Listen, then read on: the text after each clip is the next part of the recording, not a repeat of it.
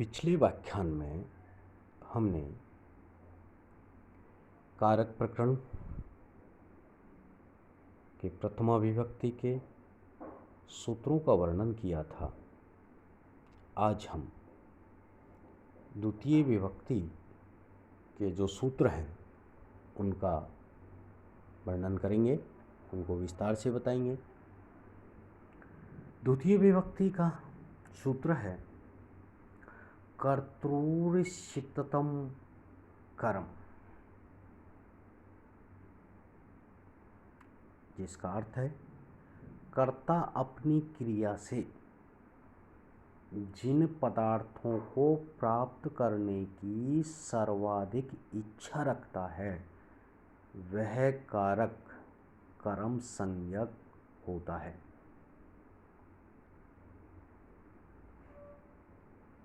करता है जो भी करने वाला जो है, क्रिया को करने वाला जो करता है वो अपनी क्रिया से जिन पदार्थों को प्राप्त करने की सर्वाधिक इच्छा रखता है उसको क्या कहते हैं?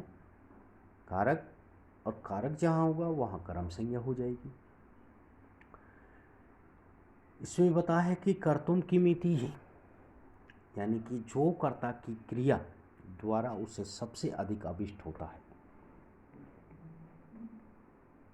कर्ता को क्रिया द्वारा उसे सबसे अधिक अभिष्ट होता है वह कर्म संज्ञक होता है। ऐसा क्यों कहा? ऐसा इसलिए कहा कि यदि कोई पदार्थ कर्ता को क्रिया के द्वारा मुख्य प्राप्य के रूप में अभिष्ट न हो तो उसकी कर्म संज्ञा नहीं होगी। जैसे मासेस्वस्वम वदनाति, उर्दू में घोड़े को बांधता है।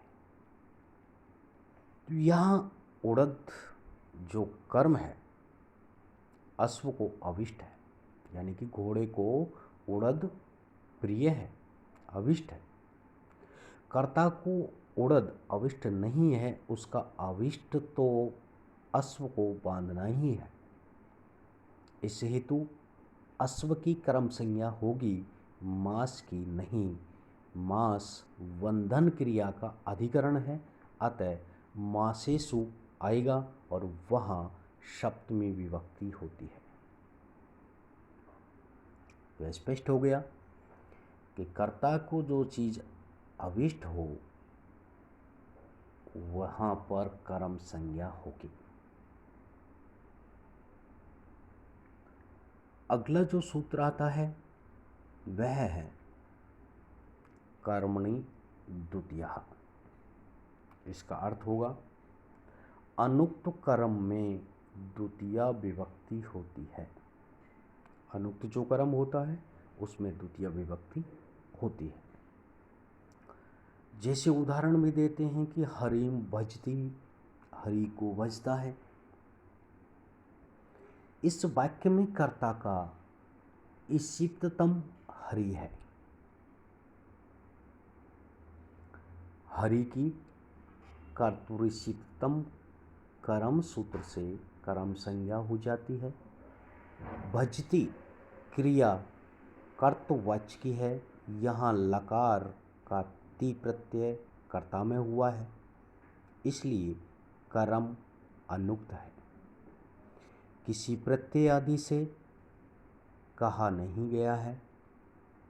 अनुक्त कर्म होने से हरिम में प्रस्तुत सूत्र से द्वितीय विभक्ति हो जाती है। हरिम भजती, हरि भजता है, हरि को भजता है। तो यहाँ क्या है कि कर्ता को अभिष्ट है हरि, तो जहाँ अभिष्ट होता है वहाँ यहाँ हरि में उक्त सूत्र से अनुक्त होकर के कर्म संज्ञा जहाँ होगी वहाँ द्वितीय विभक्ति हो जाती है। इससे आगे आने वाला सूत्र है तथा युक्तम चानिक्षिप्ततम। चानिक्षिप्तम। जो पदार्थ कर्ता के अनिक्षिप्त होते हुए भी इक्षिप्तम के समान क्रिया से युक्त होते हैं उनकी कर्म संज्ञा होती है। जो पदार्थ कर्ता के अनिक्षिप्ततम होते हुए भी इक्षिप्तम के समान क्रिया से युक्त होते हैं उनकी कर्म संज्ञा होती है। अनिक्षिप्त पदार्थ दो प्रकार के होते हैं। नंबर 1 उपेक्ष्य, जिसके प्रति कर्ता उदासीन रहता है, तथा दूसरा है द्वेष, जिसके प्रति कर्ता द्वेष रखता है।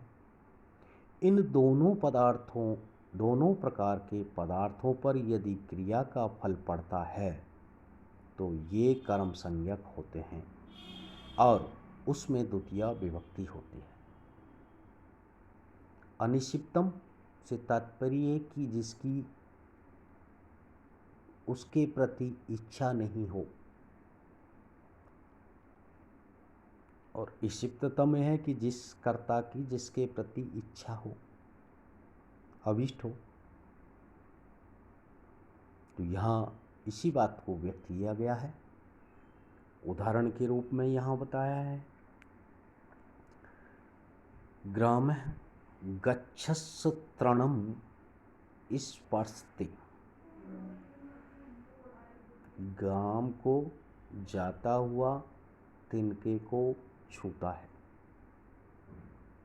यहाँ जाने वाले के लिए तृण उपेक्ष्य है, किंतु छूना क्रिया के फल से युक्त होने के कारण तृण की कर्म संज्ञा होकर द्वितीय विभक्ति होती है। करता है, गांव के लिए जा रहा है, लेकिन रास्ते में चलता हुआ वो किसी तिनके को स्पर्श करता है तो वो उसके लिए उपेक्ष तो था ही, उपेक्ष है, और उपेक्ष होने के कारण यहाँ तृण की कर्म संज्ञा होकर के द्वितीय विभक्ति होती है। नंबर दूसरा उदाहरण है कि विषम भुंगते, विष खाता है, जहर खाता है। विष खाना कर्ता को अविष्ट नहीं, किंतु जिस प्रकार ओदनम यानी कि भात खाने में ओदन का भोजन क्रिया से संबंध होता है, उसी प्रकार यहाँ विष पर भी भोजन क्रिया का फल पड़ता है। इस कारण विष की कर्म संज्ञा होकर द्वितीय विभक्ति होती है।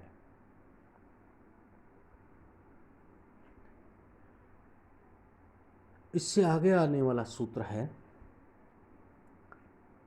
एकथितम च। अपादान आदि विशेष रूपों में अविवक्षित कारक कर्म संज्ञक होता है। कारक का प्रयोग कर्ता की विवक्षा पर निर्भर करता है। जहाँ अपादान आदि का अर्थ प्रकट होता है किंतु वक्ता उसका प्रयोग नहीं करता, एकथित यानी अविवक्षित तथा कर्म की विवक्षा रखता है, यहाँ उस कारक की कर्म संज्ञा होती है। एकथितम च सूत्र से जो कर्म होता है उसे गौण या अप्रधान कर्म कहते हैं, और कर्तुरीक्षिप्ततम कर्म से जो कर्म होता है वह प्रधान कर्म होता है। वह क्या है? प्रधान कर्म होता है।